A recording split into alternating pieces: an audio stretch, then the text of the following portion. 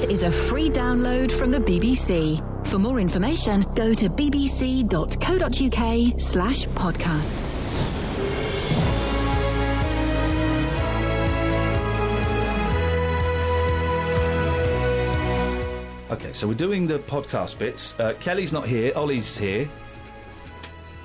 That's when you speak. Yeah, sorry, I was trying to find my headphones. Why do you need headphones? I'd like to be able to You've changed. Hear myself. You've changed. Hear you. Hear Catherine. This is an email from Kelly to you, is it? Hi, Ollie. Podcast stuff. The first. Who's written this? Louisa. Oh, okay. The first ones are done by Kelly, which is why they have witty intros. I'll leave that shiz to you. But give you a brief rundown of the last. Okay, right. Okay. So.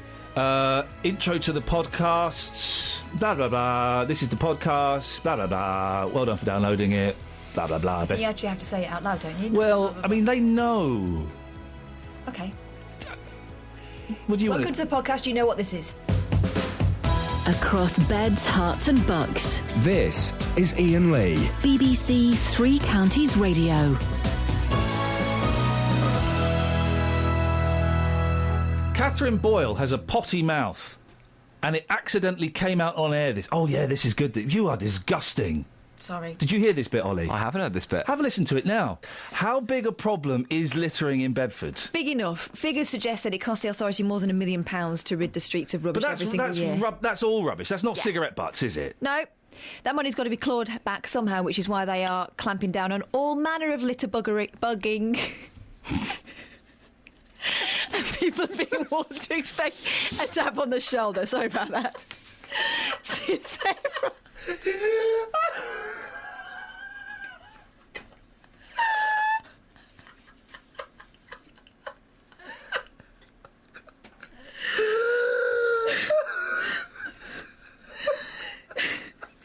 Since April last year, the council's issued 550 PICS penalty notices for littering and other similar offences.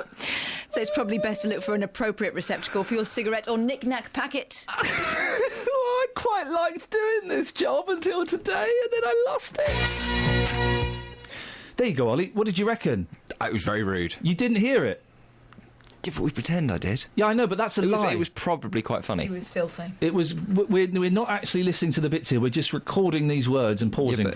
Yeah, but if it isn't any good, I won't put it in, and then they won't be hearing this bit. So I'm assuming it's going to be very good.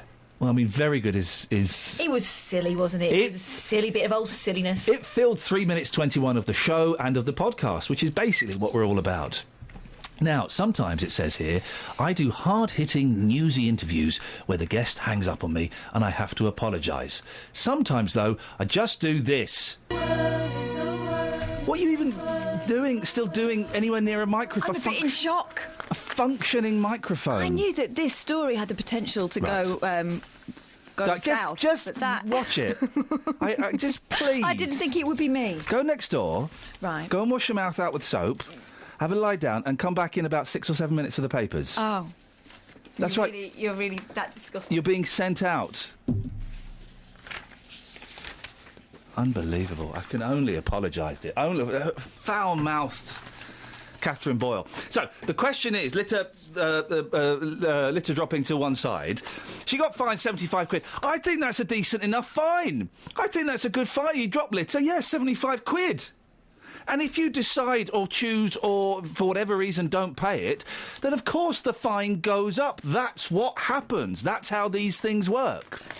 If you've been caught... I'm so close to saying it myself now. I've got to be on guard all morning. If you've been caught being a litter bug, then do give me a call. 08459 455 555 is the telephone number. I don't see anything wrong with that. If you're dropping cigarette butts on the floor, boom, 75 quid. Why not make it 400 quid? You deserve it, don't you? Come on. Don't ruin my wonderful clean streets with your foul-mouthed nonsense. Now, at the weekend, I saw a film. Okay, I took the boys to see a film. First time I'd taken both boys on my own to the pictures. And my eldest kept saying, "Why are you calling it the pictures, Daddy? What's the pictures?" And do you know what? They sat all the way through it. This film is easily in the top 10 best films of all time. Easily. Okay? And I would say it's one of the top 3 best children's films. Okay? Number 3... is Toy Story 3. Have a listen to these, Kath. What do you reckon to these films? Children's films. And you, Kelly Betts. Yeah. Number 3, Toy Story 3. Love it. Yep. Number 2 is this film, which I'll come to in a minute. Number 1, Mary Poppins. Ooh. I don't know about Mary Poppins. It's a great film. It's a good film. I watched it a couple of weeks ago. Yeah. They've all got horrible teeth. The haven't boy has got disgusting teeth. Half of them are brown. I know. You can't even really see. It looks like shadows in his mouth. It's not. That's his dirty teeth. But then again, it was the olden days. Yeah, exactly. They had tans as well, those kids. Didn't They had a lot of makeup on, I Yeah. think. All right, let me flip those round then. Number 3 is Mary Poppins. Number 2 is this film. Number 1 is Toy Story 3. Really? Frozen isn't in there. I liked Frozen. Frozen's not in there. I've got to say, there are some brilliant kids' films at the moment. Frozen is great. Mr. Peabody and Sherman is wonderful. I haven't seen that. Wonderful I film. mean, my kids haven't seen that. What would your top 3 be then, Catherine? I liked Frozen. Yeah. So I'd probably put that. I think Toy Story 3, yes. Frozen, yes. Madagascar? Oh, get out Oh, of it. come on. For goodness sake. Literally no idea what any of these words you've just said are. Okay, these are excellent films. You should release your inner child, embrace your inner child. What would your top 3 kids' films be then? What, Short Circuit, From Batteries my- not included in The Last Starfighter? From, Sorry? hey? Did I pitch that slightly What? wrong age? Yeah. Okay, sorry. What, from my childhood? No, your favourite 3 children's films They're out currently. that are out that have been released in the world ever. Why is this a difficult Okay. question? Your top 3 children's films. She's not watching many at the moment. I've not. No, I but haven't what- watched a film for a child since I was a child. But last week, yes. your top 3 children's films of all time. I'll get back to you. Why can you not just do it? Because I haven't watched them in ages. Okay, right. So the film I saw at the weekend, that's number 2. What? No, don't. What? The Lego Movie. The Lego Movie, guys. Kind of lost me at Lego. Why? Lego sucks. I said sucks. We all know it's rubbish. It's a terrible Lego toy. is brilliant. Okay, then you would like a film. I really, really wouldn't. You didn't know I what don't even want to hear. you don't know about what I it. was going to say. Don't care. You'd like a film about Lego. Despicable Me, that's good. Oh, for good. No, listen. Everything is awesome. Everything is cool when you're part of a team. Everything is awesome. Team America. No, that's the Lego Movie. Oh, Rescuers Down Under. The Rescuers. No, the Rescuers Down Under. Not even the Rescuers. No, the Down Under. Yeah. That was really good. So you I got liked one? that. Yeah. Right. That's one of the top 3 children's films of all time. Oh, not of all time. She's going to say American Tail Just next. one that's come to my Well, mind. I didn't know. The question wasn't, can you name some children's films that are coming to your mind? I want the top 3 children's... So this is it. The top 3 children's films of all time. This is it. Number 3... E.T. Number 3. E.T. No. Number 3 is Mary Poppins. Number 2 is the Lego Movie. And number 1 is Toy Story 3. Everything is awesome. When you're part of a team. Everything is cool when When you're part of a team. Can we find that song? No. Why? It's the no. Lego song. No, don't care. Find Everything is Awesome. Nope. Do it. No. Do it. No. Just do it. No. Why? Do you know what song I really like? No. The Travel Bed. It's my favourite. Across beds, hearts, It's not there. It's not that. It's not there. Is it actually not there? No, it's not there, mate. What at all? Well, it's there. Oh, go on then. Find that Everything is Awesome. No. Why? Just find it and I'll do this. I'd rather play the Singing Nun. Oh, thanks. I've no idea what you just listened to. Kid Film Chat. It does say it's droppable, though, so it's probably... So if it made it in, it hasn't gone well. Okay. I think it was us talking about how great kids' films were. Oh. And your favourite ones. Oh. Have you seen the Lego Movie, Ollie? No, not yet. Go and see it, man. It's awesome. Really? It's brilliant. Anyway, speaking of... Won't he look odd as a single bloke going in there? No, I don't think he will. I think that adults can quite happily go and Single sit... bloke? Yeah. No, without any children. Oh, Go to a right. kids' film. Do you know what I'm saying to you? Well- Subtly. I'll find a kid to go with? No, that's that works? probably a really, really bad idea. Okay. This week, I saluted the legend that was Harold Ramis. This week, I saluted the legend that was Harold Ramis. That's a joke. I've said it twice, because he did Groundhog Day. Ah. So, put the... Anyway. I'll put the explanation as well. Yeah, probably best. Harold Ramis, we salute you. So, before we go anywhere, Harold Ramis, we salute you. But before that, Harold Ramis, we salute you. Before that, I thought some very sad news. Harold Ramis died yesterday, 69, director of some brilliant films, and I thought we'd salute the magic of Harold Ramis this morning. Very sad news yesterday. Harold Ramis, the director of Ghostbusters, Groundhog Day and Stripes, passed away at the age of 69. So, this morning, we're saluting the magic of Harold Ramis. They say we're young and we don't know.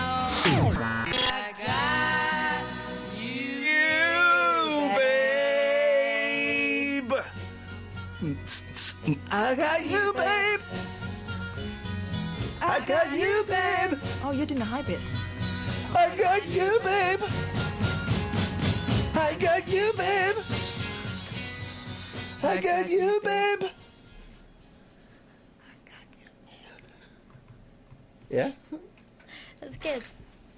Is that what you want to say?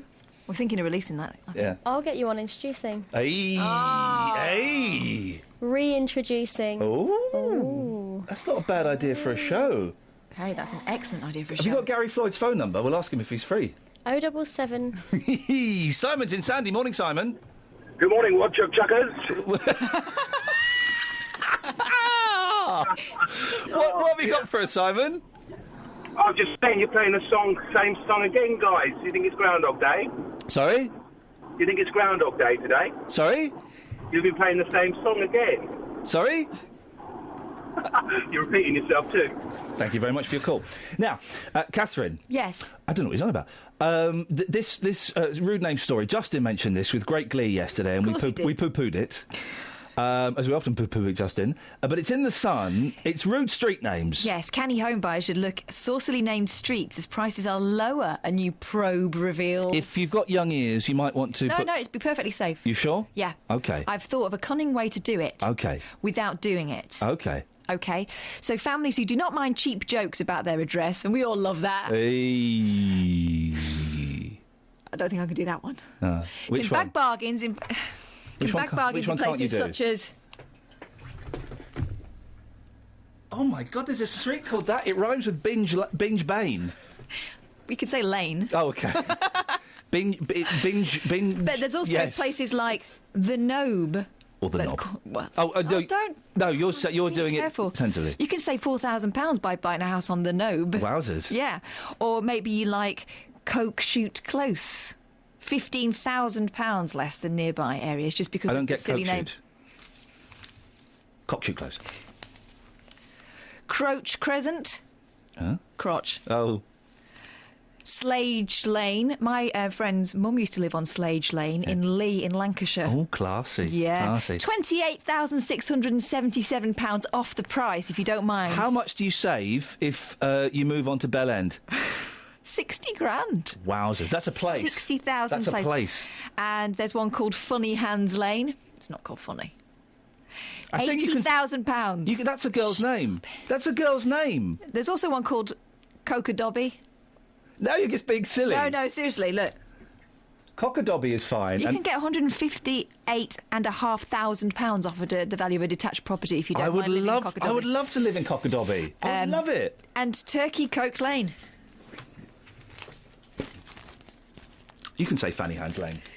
I'm sure you can say that, can't you? You can say it. You can say it. 08459 455 555. We're kind of... That's it. We're done. If you don't mind living in an area where people snigger. Where's the inner inside of the Sun now? I don't know. You've got it, haven't you? You've got... It's attached to that. You've that poor girl on page 3, and they've not CGI'd out the tape holding her boobs up. They've done a very poor job. She's been stitched up. Yeah, you can see it. Perhaps she was a pain. Or maybe they just forgot and they didn't have time. Right. Maybe she was the emergency page 3. Out now. Why? Because you're just banging on. You're having one of your little moments. Oh. Go and have a moment with Kelly.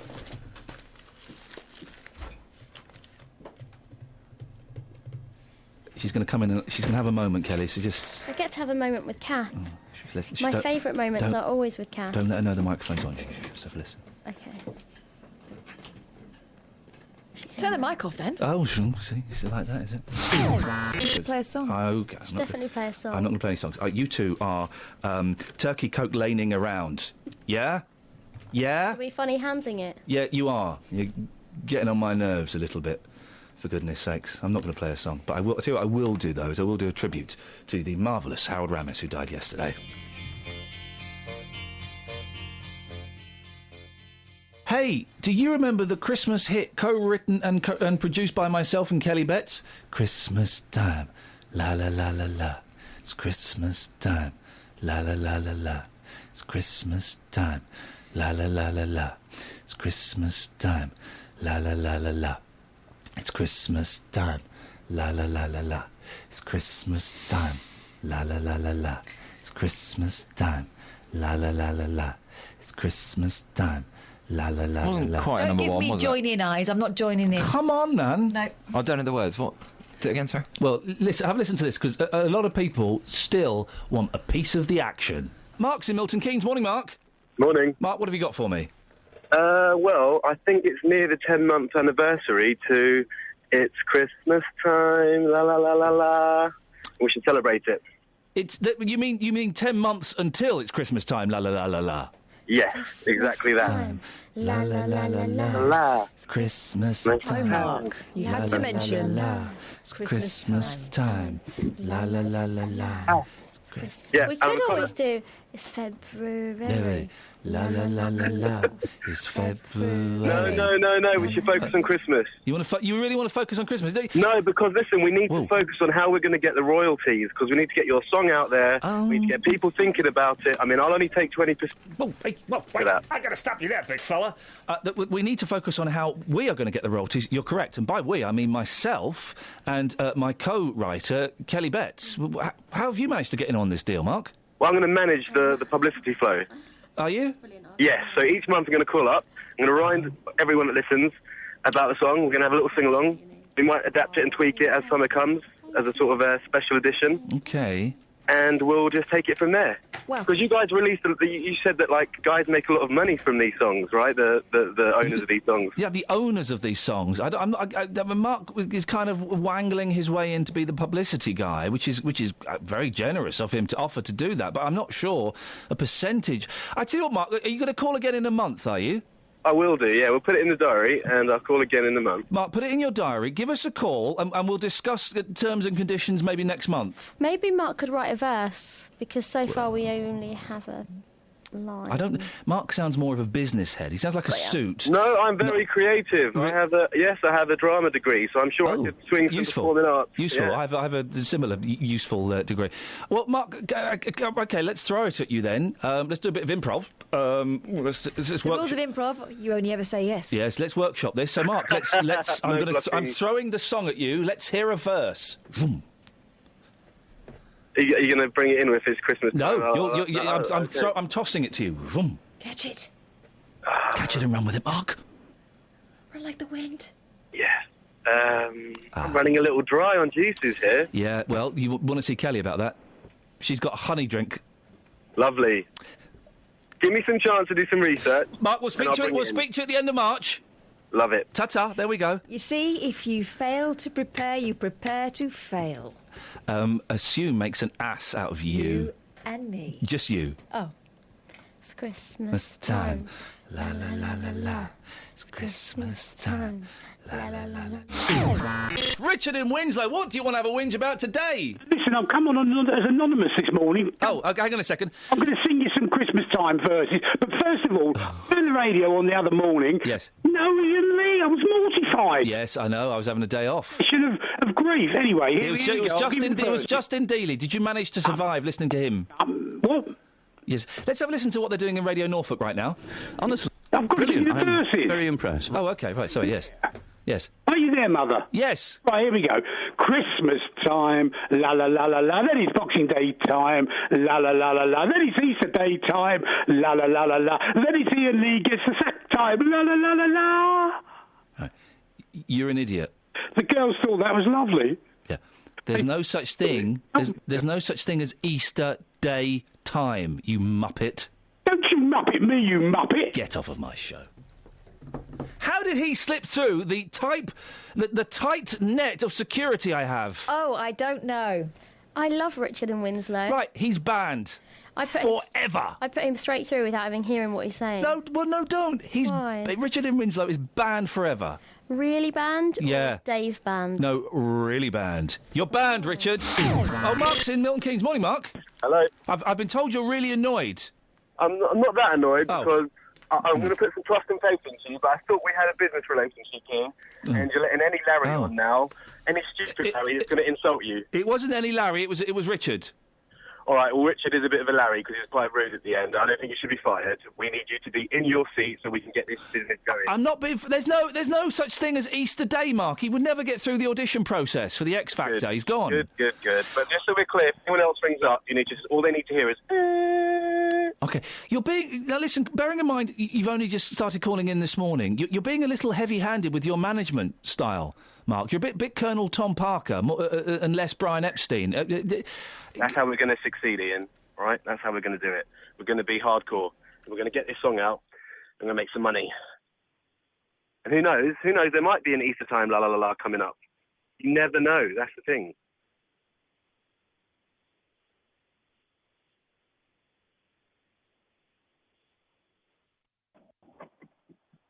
One of the most popular things we've done on the show before was when we got in Tina Beloved Powerful. She of Harvard University. She was being sued by Harvard University.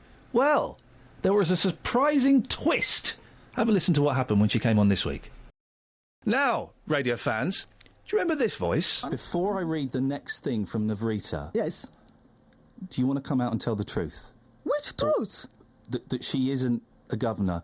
She is. I have documents that says that we have had a lot to do in common. So I am here to authenticate that with a lot of written evidences. So that it's not just somebody, when things are going all right for somebody and another person wants to wriggle out and say, hey, I'm no longer part of it. I'm no longer, because Harvard America is now suing Tina, or suing Harvard United Kingdom, everyone is now wriggling out and saying, hey, I'm no longer part and parcel of it. But I have authentic written evidences. Well, that was Tina Beloved Powerful, who's been on the show a couple of times, speaking in the past. She was the owner of the Harvard Business School in Milton Keynes. Well, the school was at the centre of a trademark infringement court case with the American university, Harvard. Well, Tina Beloved Powerful joins you on the line now. Good morning, Tina. Hello, good morning. How are you this morning, Tina? I'm all right, and you? Yeah, I'm very well, thank you very much. So what's happened with Harvard? We're thanking God that we've just settled out of court. And and of course I had briefed you, probably one of your staff, who had called earlier to say, how did it end? And of course I made him to understand that Harvard paid us some money, and we changed the name to Everest and all that. And that will be the reporter Craig Lewis, who joins me in the studio now. Craig, and this has been a story that we followed very closely. I mean, do you remember when we first spoke to Tina about this? It was a while ago, wasn't it? Yeah, I think it was back in September, and Tina at that point would have just found out that that Harvard were suing her for that trademark infringement for calling her business school Harvard after her grandfather, I think, and they took her to court. Then Tina countersued for £2 million. So did they pay you £2 million, Tina? Not at all. What can I ask? What did they pay you? What did Harvard University pay you? You see, about the amount they paid is irrelevant in this matter. Right. What is relevant is that the good news is that they paid us. Okay. And having paid us, we're happy to receive what they paid us, and we proceeded in changing the name. Okay. Am I right in saying it was just under £1,000? Pardon me? Am I right in saying it was just under £1,000?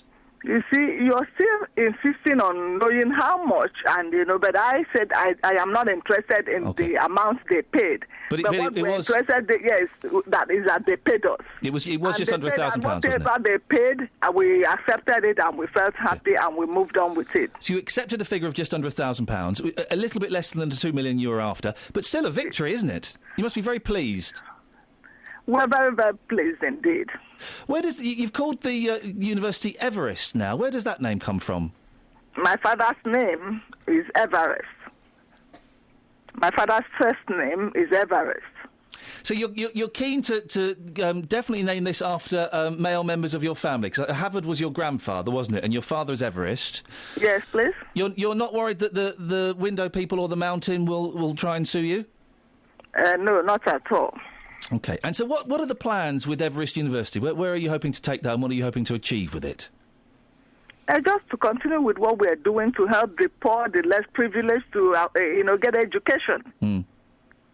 Because to us, education is not a privilege to the less privileged, but an integral part of their fundamental human rights. And because when we spoke to you before, you were offering courses for free, weren't you? Are you still doing that, or have you introduced the charges now? Well, we try to introduce the charges, but we have to. When you go into our website, we have about 3,500. But now, for instance, the seated students we're charging 1,500. Just to encourage them to continue to, and we're charging 1,250 for online students. Okay. Yeah. Tina, it's Craig here. Aren't you charging students taking PhD courses up to £10,000? You see, yes, we intend to, but we don't have a PhD student at the moment. What we're doing is we're building a foundation, and that foundation starts with a diploma, diploma in biblical studies and transformational leadership.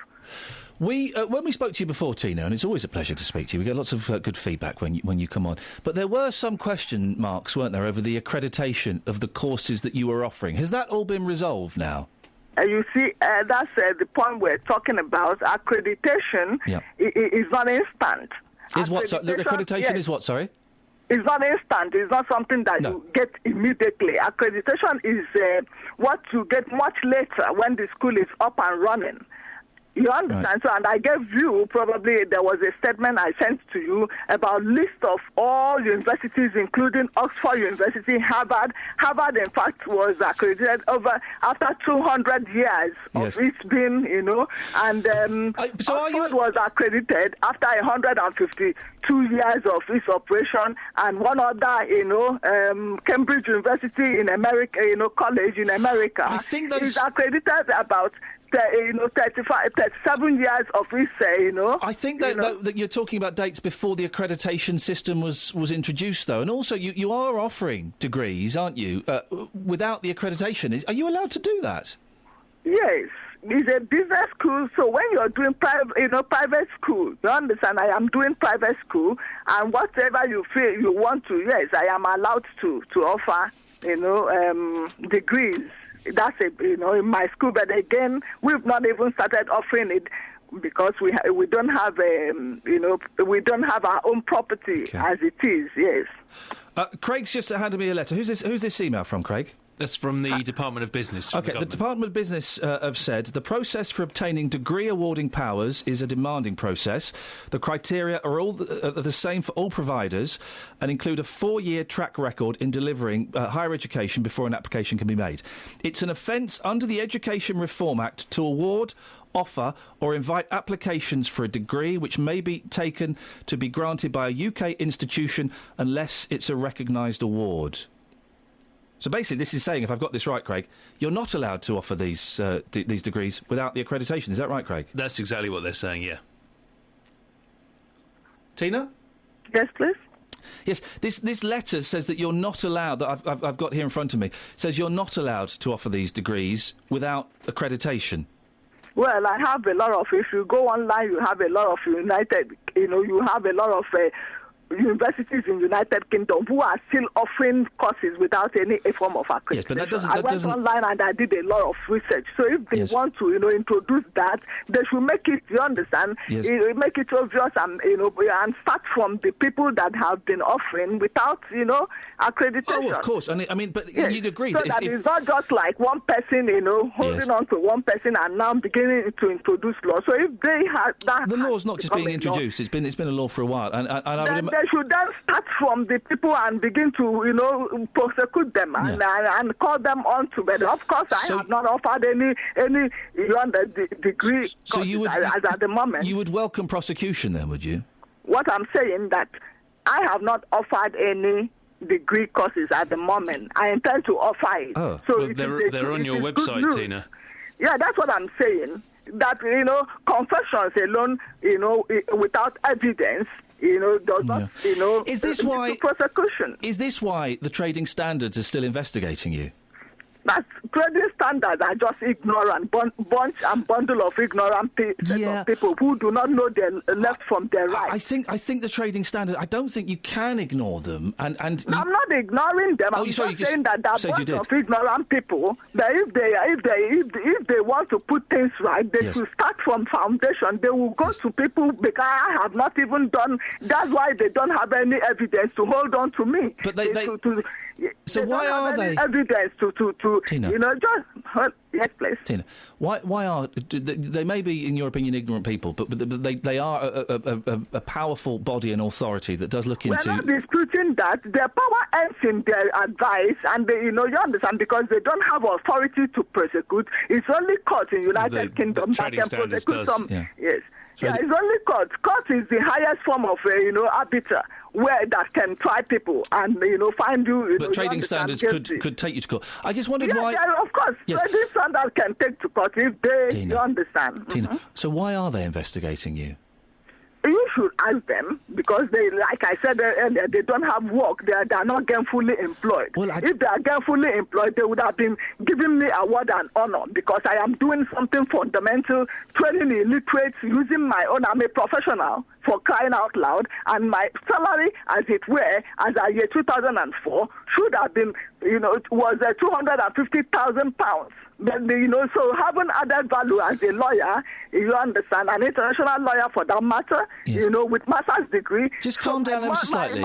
That's what I'm saying. Okay, so you want 200. My salary ought to have increased by now, but I have to. I've humbled myself and used my you understand, use my whatever that I have I to understand, just train Tina. people You without even taking money from them. You earned £250,000 in 2004, and you've decided not to earn that much money to dedicate yourself to learning and educating people, which is very, very noble.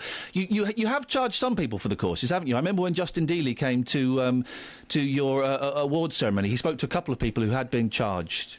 No, that's what we're saying. I never charged anybody I think we spoke to someone who paid £150 or something. Hold on, if you ask me, then allow me to explain myself. So, yes, of course, I said there was. I have some manuals. That's lecture materials, or which I introduced that I use in training. You understand, and to make the lecture easy because the people that you're training, though we have some people who are already degree holders, but who want to study biblical studies and transformational leadership. So what we did was that I prepared the manuals, 23 to be more precise, which includes biblical studies and transformational leadership, and taught them how to write books, book publications. And what I did was that each manual is sold for £10. And it is optional for them. Each manual is £10, and it's optional. Yes, to is them. It true, so some Tina? of them, hold it. So some of them purchased it. Some of them did not purchase it. But again, I taught it free, so I did not charge any school fees. I did not charge any tuition. Where are you holding your courses? Who were holding it? One of your BBC staff came and saw where we were holding it. That was at Christ the Cornerstone. Okay, so you're still holding your courses at Christ the Cornerstone Church? At the moment, we're not holding it there. We're looking for a permanent place. Because Everest has claimed to be holding its courses still at Christ the Cornerstone Church, and I've got a message from someone from Christ the Cornerstone Church. Can I read it to you? Okay, go on. I have given Tina no... Am I allowed to use this person's name, or is it anonymous, Craig? Let's not use the name. We could use it. Okay, it's Simon Lowson from Christ the Cornerstone Church. I've given Tina no authority to use the Church of Christ the Cornerstone for her courses, nor use it in any of her publications. Let me finish. I've emailed her asking her to remove all links and wording that is giving out false information. She still owes the Church thousands of pounds. You see, he's just a simple coward. coward. Well, Tina. No, I'm going to interrupt you. No, he's not here, so I'm not going to let you use language like that. Okay, that's a little bit unfair. He's a coward and with little mind. No. How can I have been teaching there without anybody authorizing me? I'm not going to let you call people names who aren't here to defend themselves. You can argue with his points, but I don't like words like coward for people on here. So what's this about? You owe the church thousands of pounds. You should be asking me why have I been teaching without anybody giving me authority to teach in there? Because he has written to say he never gave me any authority. When I have even letter emails that we transacted, we contracted that I should be using that place for. Okay, so you dispute as long as you dispute his claim that you have no authority. Okay, that's fine. Mm-hmm. What about the line that you still owe the church thousands of pounds? The fact that I owe church thousands of pounds, he would have told you how much thousands of pounds that I owe the church. So how much is church charging a charity that is helping people in the community, local community, to help to alleviate the problems so sorry, of Everest the is a people? charity? Is it a registered charity? Yes, Beloved International, because like I told you, we're having Beloved International Ministry, which is a charity. So Everest is Everest a charity? It's not. Everest is not a charity. Okay. We have a Beloved International Ministry, which is a registered charity, and which is helping us to that is the ground upon which we are teaching biblical studies and transformational leadership for now. Okay. Because we've not started teaching anyone of Everest, you understand, courses as per, what is it called? We've not started teaching. Okay. So had you arranged with Mr. Lowson from Church of Christ the Cornerstone, had you arranged then that this would be a charitable situation and that he wouldn't be charging you a fee? No. You had arranged a fee, had you, to use the premises? That's what I'm saying. So you had arranged a fee? The two of us, he wrote us, and I approached him in person, and he wrote a letter to confirm, yes, we can start using the place. Okay, but did he confirm you could use it for free as you are working on behalf of a charity now? No, he said we should be using the place. Had you agreed? Well, just hold on for £50, and you understand a very big hall for £50 that contains about 150 people or thereabouts, or 120 people. But what happened is that he then kept giving it to other people. He kept giving it to other people, regardless of the contract that we have together. Then we then started using another small hall which belongs to another organization within that Christ the Cornerstone Church, which is completely outside, and the woman, the lady, Lady Diana or something like that, who is in charge of the small hall, came and met Lady me. Diana? And said that, yes, there's a lady, Diana, her name is Diana, so she met with me and said, hey, that Simon is completely out of... that is so you dispute? Coaching, yes. You dispute that you owe the Church of Christ the Cornerstone thousands of pounds. You dispute that? I am not. When he said thousands of pounds, I dispute it. If he said thousands of pounds, he would have in fact told you how much is the thousands of pounds, because... Well, maybe I can imagine he wouldn't want to go into specifics of his business relationship. You see, do you owe him any money? Oh, them. From what that lady had told us and told me, because she too emailed me and gave me precisely how much she booked for the small room. And the small room is nowhere into what Simon had asked me to pay. So you claim... do you claim you owe him anything or nothing? Of course, I owe him 1,000 some fraction, but I've paid some of it. And are you going to pay that? Are you going to pay that money back? Of course, when can he expect it? Until then. Okay. Tina? Yes, please. Tina, who's your Dean of Studies at Everest? That's Leon Goldman. Right, and Leon Goldman actually works for you, does he? Leon Goldman, I hired him and paid him to work for me and to help me with accreditation. Okay, so... But he's yet to deliver. So I hired him and paid him to work for me on part-time basis and to start with accreditation, which he has not delivered. And that's been a long time. But I still, believe that he will still find time to get me the accreditation, or which I have paid him for. When I spoke to Leon Goldman, he said he did some work for you 4 years ago, but he has nothing to do with Everest now. And he sent you an email asking you to remove his picture and his statement, and saying he's not your Dean of Studies at all. Yes, you see, he sent me an email saying remove my, because of the heat that is going on, remove my name, my picture from your website. I said, hey, with all pleasure, I would love to remove it as soon as you deliver and get me what I have paid you for. If you give me, So are you give me holding, the accreditation... Are you holding him to ransom then? Yes. You're holding him to ransom. You're not going to remove his name until he pays me back or he gets me the accreditation, which you cannot collect money from people, which of course I have the bank statement showing that I paid him some substantial sum of money. And if he pays me back the money, with gladness of joy, if he pays me tomorrow, I will remove it immediately. Well, Mr. Goldman claims he has done that work for you on accreditation. He did it 4 years ago, and he has nothing to do with Everest now. Yeah, well, how would he have given me accreditation and people, and I am, you understand, that was ASIC. Remember when my website, I had ASIC, because ASIC people, they know him very well. You understand, they even call me, so I have in the phone that I'm speaking to you, some names that they say, oh, Leon, because they know him, he has been getting some other colleges accreditation. So he, as a matter of fact, he's still owing me. He has not gotten accreditation. Okay, well, he has not gotten tier 4. Tina, this is a bit of this is a bit of a recurring thing, isn't it? Having people's names and details on your websites when they've actually got nothing to do with you. Do you remember we spoke about Navrita Atwell before? And he is the one that gave me his pictures and signed it and wrote all those things. Tina. He wrote. He's the one that helped me with the, you understand. But he has not done what he was paid for. Tina, can I ask you a question? Last time we spoke, there was a letter from Mark Lancaster up on your website, wasn't there? Now, I'm struggling to find your website at the moment, but we've just had a call from someone saying that letter is still up there. Yes, that's Beloved International Ministries. So the letter from Mark Lancaster is still up?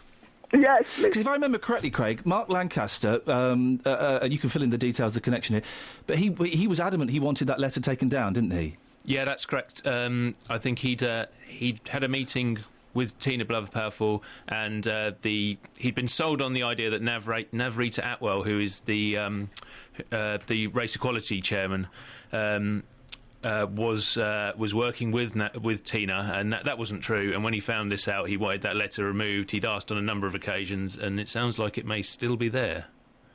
So it's still there, is it, Tina? Pardon me? It's still there, is it? Yes, it is. Yes. Are you able to take that down? No, I am not able, because the guy, like I told you when I came in there, the guy that built the website, Mosin. Oh, Mo, Mo, you'd lost Mo, the website guy. Because the thing is... hold on. Mo, went with us to see Lancaster. When Navrita herself came, we had a meeting together. Navrita wrote the letter that we sent to Lancaster. Yeah, hold it. No, Tina, we're running out of time. We're going over slightly old ground. They would like those letters taken down, and I don't think that...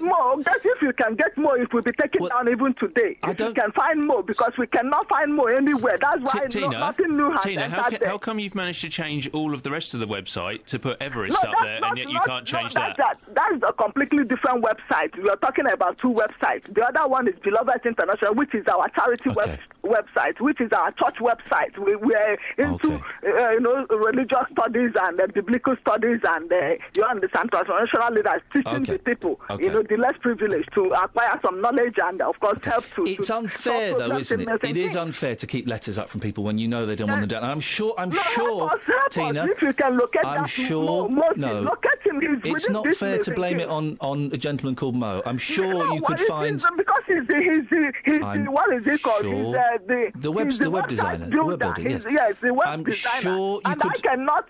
I'm sure you could find another web designer who could break... No, if you can help me because I cannot. If you can get me somebody to remove it today, I will. I don't have any need for it.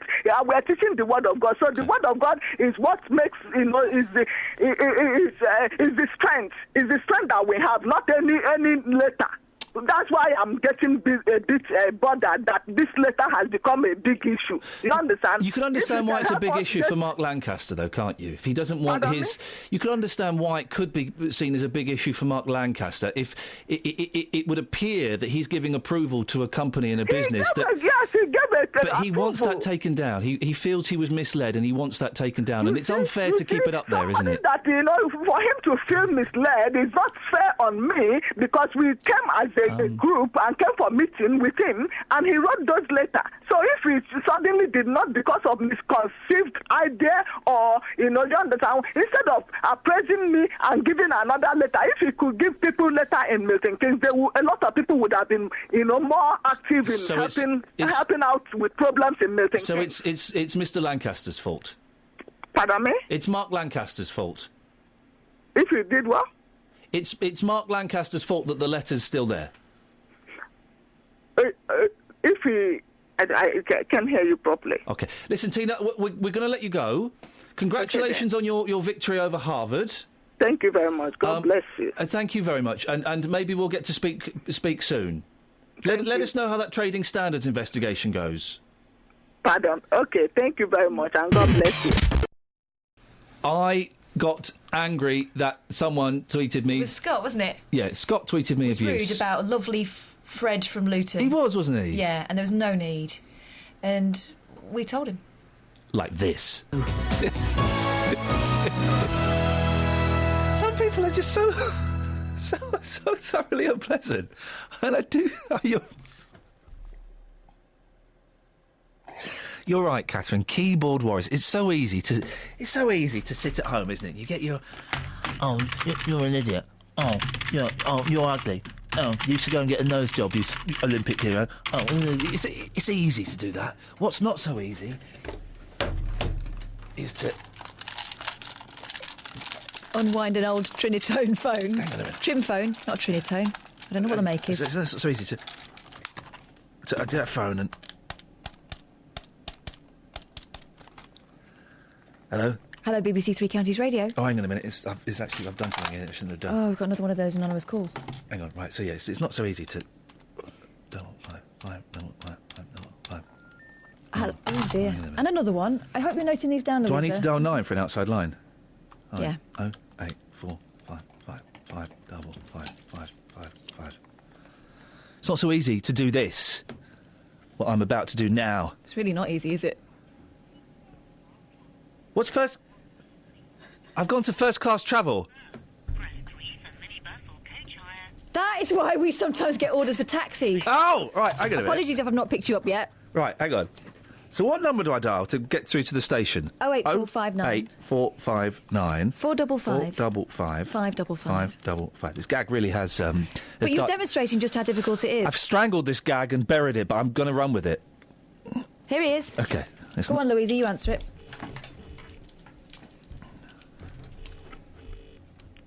Hello, BBC Three Counties.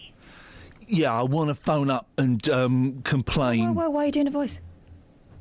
OK. I want to phone up and speak to Ian.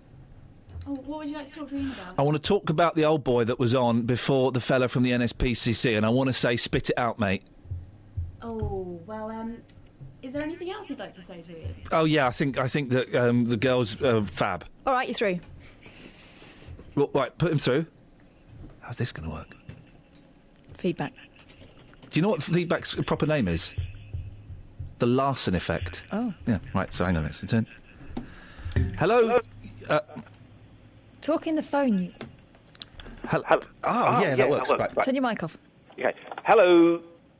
Hello, you're through. Hello, let's go to line one. We've got Ian in the studio. Morning, Ian. Yeah, morning, Ian. What do you want to say? Well, you know you had that old boy on who was on before the NSPCC fella. Oh yeah, he was doing the joke about the sun lotion. Thank you, Catherine. All right, the sun lotion. And it was Fred. Oh, was it a joke? Was it? Yeah. Well, what did you want to say about it? Well, what I wanted to say was, spit it out, mate. Anything else? Yeah, I think the girls are fab. I've been amazed the last couple of weeks that we do a load of nonsense, like the previous 45 minutes of this podcast. But even though we do nonsense, we still get some of the most amazing phone calls from listeners who want to share their stories. Now, a couple of weeks ago, we spoke about assisted suicide and the pros and cons and all of that. And Helen from Milton Keynes, who is a regular texter, phoned up for the first time. And she explained to me that she'd had cancer and that she was catheterised from her stomach and that if she got cancer again and the prognosis was not good, that she would consider committing suicide. Well, she gave me a call this week and her situation has got worse. Have a listen to this. Helen's in Milton Keynes. Helen, mercy killings you've called in about. What would you like to say? Yeah, you know, I spoke to you once before and I told you that if I had cancer once upon a time and if it come back... Yes. It's come back. And I found out a couple of weeks ago. Oh, I'm really sorry to hear that, Helen. And at the moment, I don't know how bad it is, but if it became terminal, I would still do what I've said I would do. But like this week, I've been out and I've made my will and I've even done my funeral arrangements for my children. I'm expecting 2 grandchildren this year and I'm expecting my son to get married this year and the other one's coming home from Afghanistan. But I'm going to live every day I can. But when it gets to the stage, Ian, that I have to wipe my own, but somebody has to wipe my own backside for me and has to feed me, I will know when the time is. Helen, how long have you been clear from cancer? I was cleared for 3 years. 3 years. And whereabouts is this cancer, if you don't mind me asking? It was first a couple of years ago. It started in the bladder. Yeah. And I have a bag on my stomach. Yeah. And now it's into my kidney. And you found out a couple of weeks ago, did you? Yeah. I'm on morphine and that now as it is. Yeah. But I think there's too much hatred in the world. I just people would just stop for one day and consider it was their last day on earth. Yeah. And see what they think. Oh, listen, do you know what? This is an exercise I did a little while ago, actually. It's a good exercise to do. Just imagine you've been told you've got a week. Look back at what you've done and what you want to do in that last week, and it really does...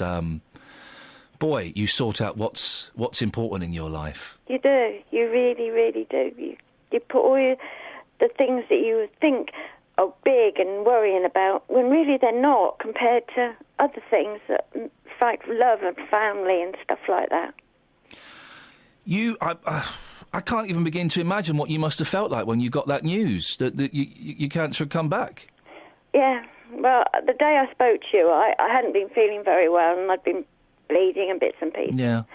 And I'd been in a lot of pain and I had a strange feeling, but as I say, I got it confirmed at Northampton Hospital.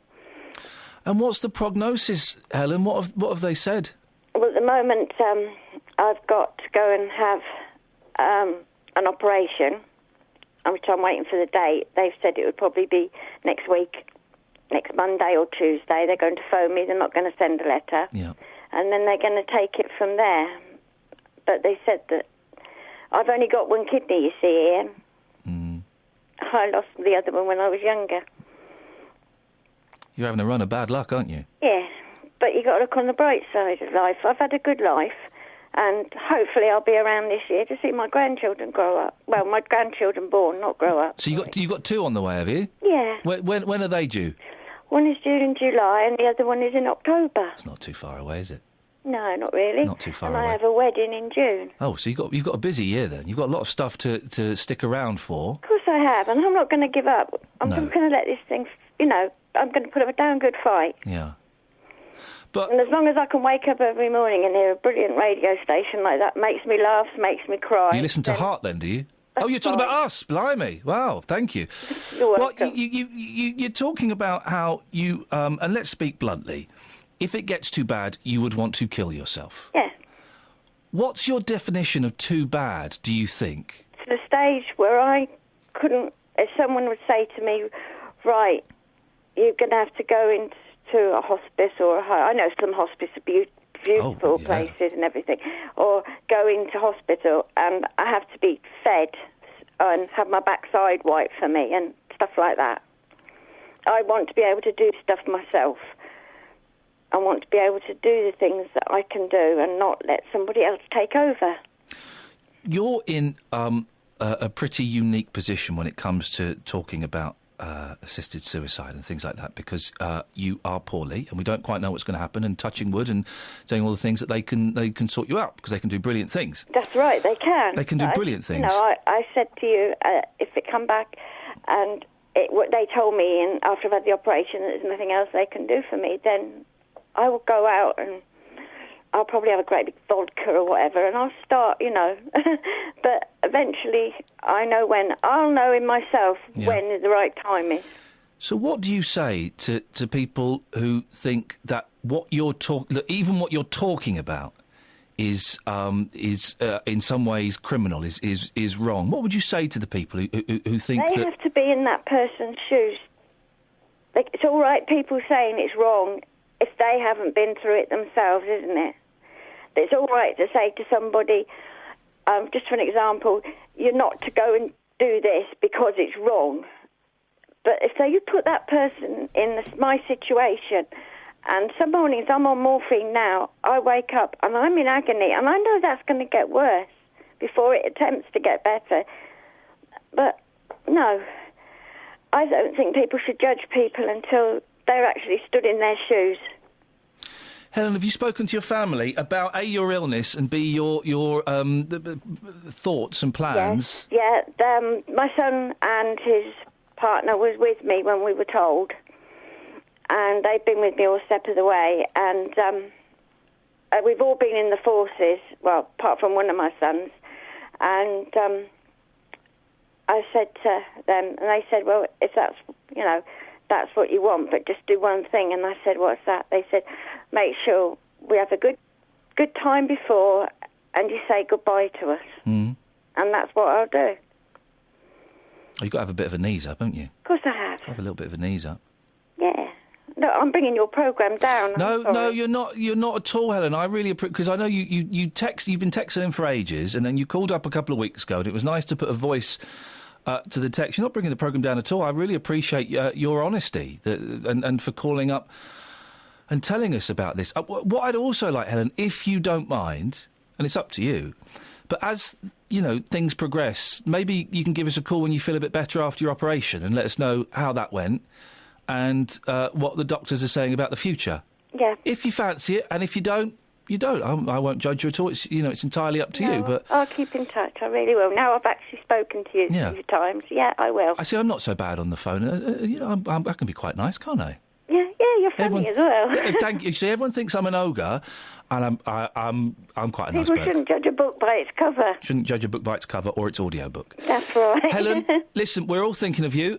Okay. I wish you and your family lots of love and the best of luck, and good luck with the operation next week, and we'll speak when you feel up to it. Okay. Thanks a lot, Helen. Yourself. All right. Take care. Bye. Bye-bye. On FM, AM, online and digital radio. This is Iain Lee. On BBC Three Counties Radio. Right, I'm done. Ollie, as a special treat this week, because you've been such a good boy, you can wrap up the podcast. Ooh, that's exciting.